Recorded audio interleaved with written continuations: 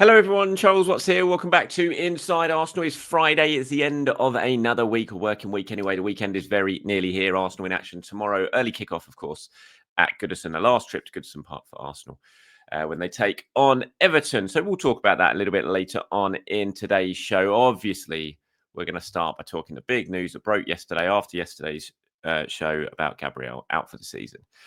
You couldn't, well, I was going to say you couldn't write it, but you absolutely could write it because we've been here before. We've seen this script before. We've read this script before, and it's happened again. So we're going to talk about that, of course. Got lots of reaction from you guys to that as well. Going to look at what you've been saying about the Nico Williams talks and the latest on that. So we'll talk about that. Got other questions and comments from you guys as well. We do have Mikel Arteta's press conference a little bit later on today, where it's going to be the first time for him to react and face questions about the Gabriel injury, and maybe we'll find out a little bit more about Jurriën Timber and Ben White and the extent of their injuries, which is absolutely huge now. Waiting on news on that is massive. Given the Gabriel news, if it's sort of, if you add Timber and Ben White being out on top of that, I mean, we're just talking disaster zone for Arsenal. But if those two are both fit to feature, maybe not this weekend, but certainly against Real Madrid, then it eases the worry slightly, even though it's still a massive blow, of course, being out Gabriel. Myself and James Benge are going to sit down a little bit later on for Inside Arsenal Extra Time. We'll be doing that after the press conference, so we'll react to what Mikel Arteta's had to say. That'll be going out usual sort of time today, so around the sort of 4:30, 5 o'clock mark, so keep your eyes peeled for that. And anything you want me and James to discuss in Inside Arsenal Extra Time, get down into the comments below. Start with Extra Time, give us your question, your comment, and we'll pull some of them together as always and get them included in the show. Right. It was the worst news we could have expected, really. We're all waiting to find out what the extent is. I think we all knew he wasn't going to play against Real Madrid. That was done and dusted the second we saw him holding his hamstring. But it was always like, is it going to be a bad one? Is it going to be maybe 3 weeks, 4 weeks? And obviously, it's the worst it could possibly be. It's another one like Saka, like Kai Havertz, where his hamstring requires surgery. Arsenal released news yesterday with a statement saying further to being substituted during our match against Fulham on Tuesday, we can confirm that Gabriel has sustained a hamstring injury which requires surgery. Gabby will undergo a surgical repair procedure to his hamstring in the coming days and immediately begin his recovery and rehab program with the aim of being ready for the start of next season. Everyone at the club will be fully focused on supporting Gabby to ensure he is back to full fitness as soon as possible. So just a hammer blow. It just doesn't get worse. And again, it just raises the question of what's going on with these hamstring injuries. Again, as I suggested, it's not just Arsenal, but we see it at Arsenal. But hamstrings across the league, the injuries we're seeing to hamstrings, and not just the injuries, but the severity of their injuries we're seeing to these when it's hamstrings is just going through the roof at the moment. And Arsenal felt that very, very harshly this season. First with Bukayo Saka, then with Kai Havertz, and now with Gabriel. So what do Arsenal do here? I mean, it's tough for me to sit here and really talk about it from a medical point of view because I just don't know. And obviously we don't know exactly how hard the training session is, but it is something that Arsenal are going to have to investigate. It's a problem they're going to have to try and get to the bottom to. Is it just purely because of the lack of rest, because of the number of games? Is it what they're doing in training? Is it the load that they're putting into the players? That you would hope that, because 1 is unlucky, 2 is maybe very unlucky, 3, it's just becoming too much of a theme for it to be completely ignored. And I can't imagine it will be completely ignored. It has to be something that the clubs sort of sit down together and say, okay, this has happened now 3 times to 3 players who are playing a lot of football, 3 of our key players. We can't afford for this to happen again. So what do we do to stop it? How do we stop it? So it has to be a very thorough investigation. And I imagine there will be. I'd be very, very surprised. Again, Mikel will be talking about it in his press conference. It'll be interesting to see what he has to say. But, the coincidence of the fact that it is Saka, Havertz, Gabriel, 3 players who just play an awful lot of minutes. And now, it's not just torn. It's not just a tear of a hamstring. It's pulling a hamstring off the bone. It's something that we just don't really see or normally see. Once the season is bad enough, but 3, that's an awful lot. So it is a problem. And when you're losing your key players for such a significant amount of the time, then it becomes a massive problem because how do you compete? We've seen Arsenal drop out of the title race in the absence of Bukayo Saka and then Kai Havertz. And now they're massive, massive underdogs against Real Madrid without Gabriel as well, even with Saka back. So when it's affecting your chances of basically doing what you set out at the start of the season to do, you have to get to the bottom of why it's happening and more importantly, how you can prevent it. Injury prevention is so important. Keeping your players, we've seen when you sort of look at how Liverpool have enjoyed their success this season and the way they've managed to keep their players fit. We've seen how important that is. If you can keep your key players fit, you have so much of a better chance of achieving what you want to achieve.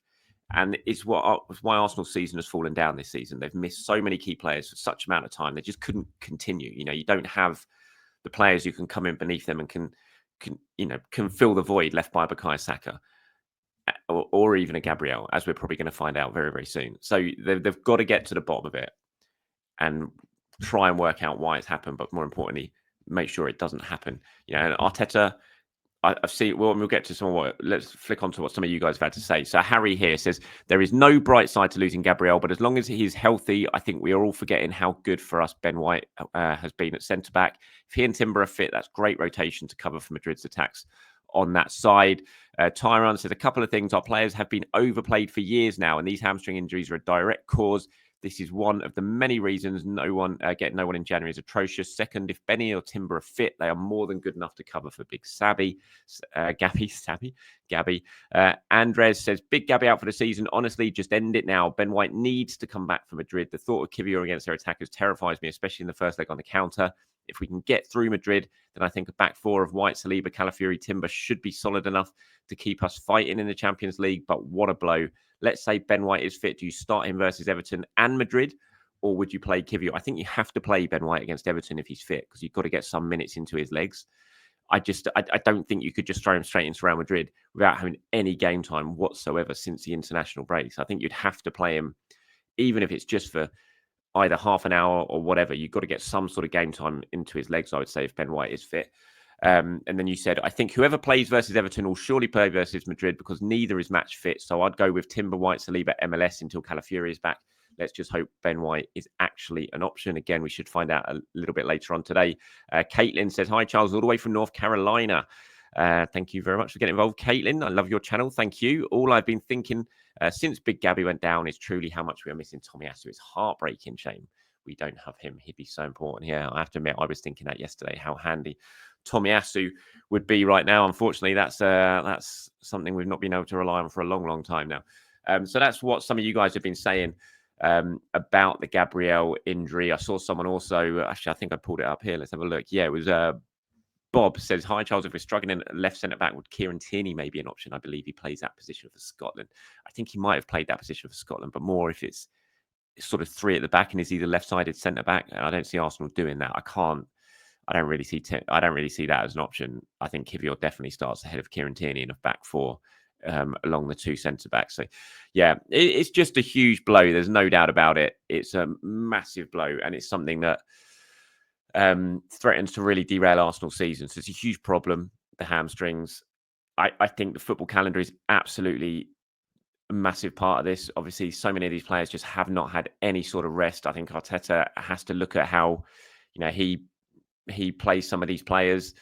Absolutely. I do think that's harder, especially with centre-backs. I think there's definitely, when you look at sort of Saka and you look at Havertz, the coaching staff and Arteta and how those players have been managed, I think there's definite real blame to sort of be put on them there. There's opportunities when you can take Saka off that Arsenal just haven't done. So I agree with that. Gabriel, I'm a little bit different on. He's Arsenal's best centre-back with Saliba. They formed such a formidable centre-back partnership. They just play. I think it's very. I don't really see. There were some games, maybe, did he have to play in the 2-2? But then he rested Saliba in the 2-2 against PSV before the international break. So can you really rest both of them on the same night? I'm not sure. Even in what people describe as a dead rubber, it's still an important game for Arsenal, still worth plenty of money. And it's still a Champions League game. So I'm just a bit more on the fence about Gabriel. I think there was definitely big mistakes made with Saka and Havertz. There was opportunities to rest those players when they weren't taken. But I just feel it's a little bit kind of different with Gabriel in that point. But yeah, it's going to be interesting to see what Mikel Arteta has to say later on in his press conference and what he could potentially do differently to stop this sort of thing happening. In keeping with the conversation about Real Madrid, it sounds like they might have a bit of an injury issue as well in a key area. Courtois struggling with injury, hasn't played since the international break, and Lunin apparently now nursing a muscle injury, where reports in Spain he was going to be out for 4 weeks. Sounds like sources in Madrid are playing that down a little bit, but there is a chance maybe they'll have to play their third choice goalkeeper against Arsenal. Again, I'll believe that when I see it. I still think one of these two will probably play, but we'll have to wait and see. I think we might find out later on today. So by the time you're watching this, you might already have found out what UEFA are going to do about the 4 players they're investigating about the celebrations after the Atletico Madrid game in the quarterfinals, whether anyone might be banned. I think Real, according to reports in Spain, think that 3 of them will probably get off with a fine and maybe a suspended ban. But they're looking at potentially Rudiger. They're worried about Rudiger getting an actual ban and having to miss the game because he was the one who did the sort of throat-slitting gesture. And UEFA are far from happy about that. So it sounds like we might get a ruling on that later on today. So it'll be one to keep an eye on, certainly. But yeah, it looks like Lunin and Courtois are definitely injury doubts for that game. No Tchouaméni because he's suspended for the first leg. So it'll be interesting if Rudiger's suspended as well. That would be another key player for them missing. Moving on to the Nico Williams stuff. We spoke about it yesterday. The talks that Arsenal have been having behind the scenes with his representatives ahead of a potential summer moves. There's been lots of headlines made about Nico Williams and Arsenal in the last 48 hours or so. Lots of reaction from you guys. Interesting, actually, I have to say, the sort of going through the comments of people who are talking about Williams, the running theme for the majority seems to be that a lot of people were maybe not against it, but certainly have their reservations about Nico Williams coming to Arsenal, which is surprising. I thought it'd be a bit split, but maybe more would be for it than against it. But certainly from the comments I read yesterday, seems like it's kind of the other way round, and more seem to be more against it maybe than for it. Finn Moran says, agree that Williams isn't necessarily a ceiling raiser compared to Martinelli right now, but moving on Trossard and bringing him in is a huge floor raiser. Would be very excited if we signed him. But there's 2 or 3 other options I'd be very happy with as well, namely Eze, Semenyo, or Simons, and my dream of Florian Wirtz. Can't see it being Florian Wirtz. Not in the summer when Arsenal having to sign a striker. You'd be spending 120, 130 million on Wirtz, I imagine, to get him out of Leverkusen. What does that say? Chaperon, I think.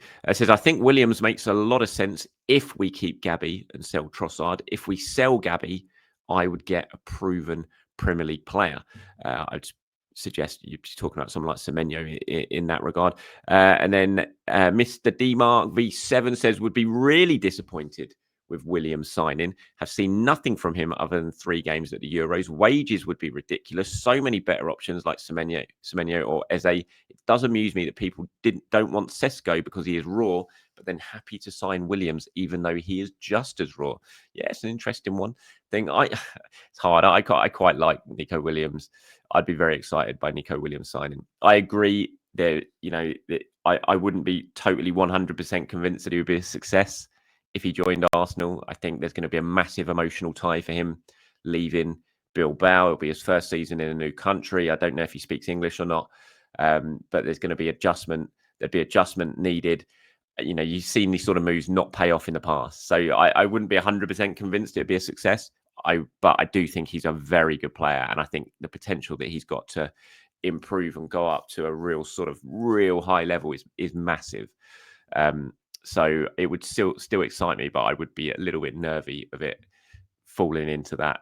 This is a bit of a flop category. Hopefully not, but we'll have to wait and see on that. Again, if it's not Nico Williams and it is someone like Semenyo or certainly Eze, who I think is a fantastic player, that I'd be quite happy with as well. But I do think it's very, very important that it's not just a striker we see arrive this summer, that it is a left-sided option as well, whether that be an out-and-out winger like Williams or a wide stroke central player like maybe Simons or Eze. We'll have to wait and see, but I think it's vitally important that one of those does come in. Charlie's got in touch and says the Tarkowski tackle was relevant to Arsenal. He should be watching from the stands on Saturday. Instead, he's going to be on the pitch with free rein to kick our players. Imagine a league where Declan Rice's defensive versus Brighton are punished more harshly than the Merseyside derby tackle. Yeah, I know what you're saying. Absolutely. And yeah, it is annoying that Tarkowski is going to be on the pitch at the weekend because he shouldn't be. No doubt about it. It's absolute red card all day long. I said it yesterday. I just think it's staggering that it wasn't given. When you look at the Chelsea goal yesterday, the Spurs goal that was ruled out yesterday, that Postecoglou threw a hissy fit at, which was ridiculous because it was a clear and obvious error. So that was correct. VAR got it right. Gerard Gillard, who was on VAR, he got it right. But why it took so long for them to come to the decision that that was a foul, you had to look at the replay once and you could see it was a clear foul, a bad foul at that. And so they ummed and ahed over that at the screen for so long. And yet a horrific tackle like Tarkowski's was that you could see in one replay was a definite red card. How that the referee doesn't get sent, it's just so inconsistent. And you're right, it does affect Arsenal because Tarkowski is now going to be on the pitch to play Arsenal on Saturday when he shouldn't be. He should be watching in the stands, not able to boot our players ahead of a game against Real Madrid. So you're right, Charlie. It's a good thing to point out. Ben has got in touch here. Just says, dropping in during the Spurs game. Can we get a brief shout for Ange cupping his ears at his own fans before Sarr's goal was ruled out? Surely he can't survive much longer.